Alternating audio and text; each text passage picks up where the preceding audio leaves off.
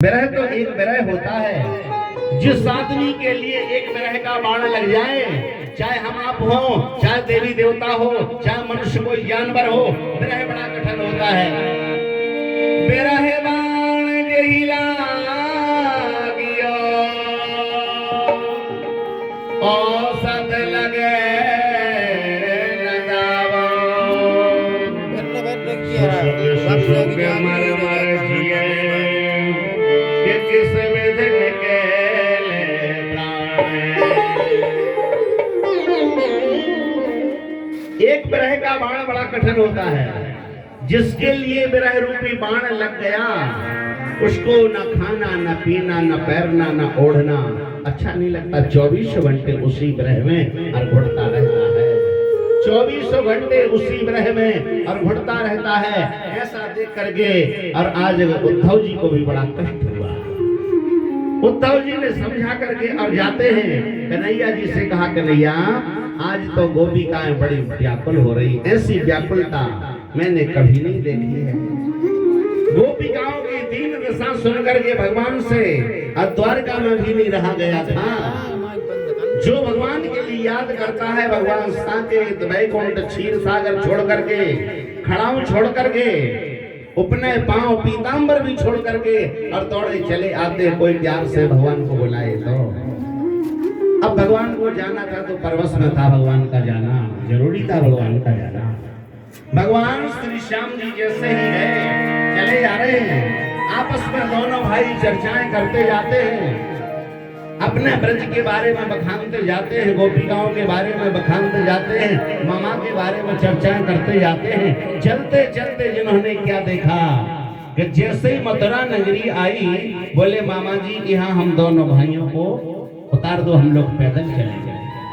अक्रूर जी ने कहा, बेटा क्यों पैदल चलोगे, पैदल जाने का कारण क्या है? पर बताया नहीं, करना तो कुछ और है, करना तो श्याम के लिए कुछ और है। उन्होंने कह दिया, चाचा जी कोई बात नहीं है, ये हमारा नन्हाल है, मेरी मैया ने यहाँ पर जन्म लिया, मेरे मामा जी का जन्म हुआ, मेरी मैया का जन्म हुआ, हम लोग बहुत दिनों से नहीं आए, तो सोचा आज घूमते हुए सारे नगर में चले आए। हो सकता वापसी बार टाइम मिला या नहीं तो घूमते हुए दोनों भाई चले जाएंगे, देखते हुए। करना भगवान को कुछ और है। चलते चलते जैसे ही श्री श्याम ने नगर में प्रवेश किया, एक 6 फुट का जवान अपने सिर के ऊपर बहुत बड़ा पोटरा रखे हुए चला आता है। नाम था उसका क्या, ढूटा। कंस का धोबी था, वस्त्रों को धोने वाला था। भगवान ने प्यार से ही कहा, अरे मामा जी इसमें क्या रखे हो, अरे मामा जी इस पोटरे में क्या रखे हो। वो अपने झुर्रा करके वाणी से बोला, तुम्हारा क्या मतलब? कहा मतलब ये है कि एक आध इसमें यदि कपड़ा मेरे लायक हो तो हमारे लिए दे दो। मैं मामा कंस के और यज्ञ में जा रहा हूँ, मेरा नाम कृष्ण, मेरे बड़े भैया बलराम, दोनों को और एक एक वस्त्र दे दो। मना कर दिया।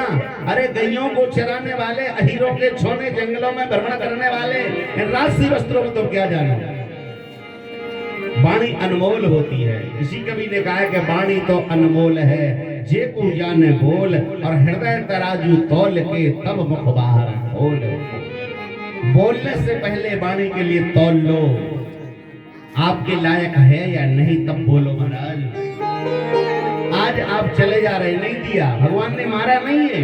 लोग कहते भगवान ने मार डाला, भगवान ने मारा नहीं था, पोटरी को छीना है। पोटरी को छीनने मात्र से ही झूमा झटकी हुई तो भगवान ने उठाया और केवल पटका है। उठा करके केवल पटका, उतने में प्राण निकल गए। भगवान राम ने धनुष कब तोड़ा था, विचार करो। जनकपुरी में भगवान राम ने धनुष तोड़ा नहीं था। हम आप कहते कि राम जी ने धनुष तोड़ा था, धनुष भंग किया था, तोड़ा नहीं था। रावण साफ बोल रहे, तुलसी जी साफ बोल रहे। हम अपने मन को क्यों गड़बड़ करते हैं? छुअत टूट रघुपति ही न दोषो, लक्ष्मण जी कह रहे परशुराम जी से, छुअत टूटे अरे रघुपति ही न दोषो, सुमुनि बिन काज करिए किन रोष। रघुनाथ जी जी ने केवल छुआ था, छूने मात्र से ही टूटा। आज भगवान ने कंस को मारा नहीं, धोबी को मारा नहीं, केवल उसको उठा करके जमीन में पटका, उतने मात्र से ही उसके प्राण निकल गए। अच्छे लंबे लंबे बगलबंदी चौबंदी 12 बंदी निकाली और पहनी और चले जा रहे हैं। इतने बड़े 6 फुट के जवान भोजराज कंस और छोटे से 3 फुट के कन्हैया आज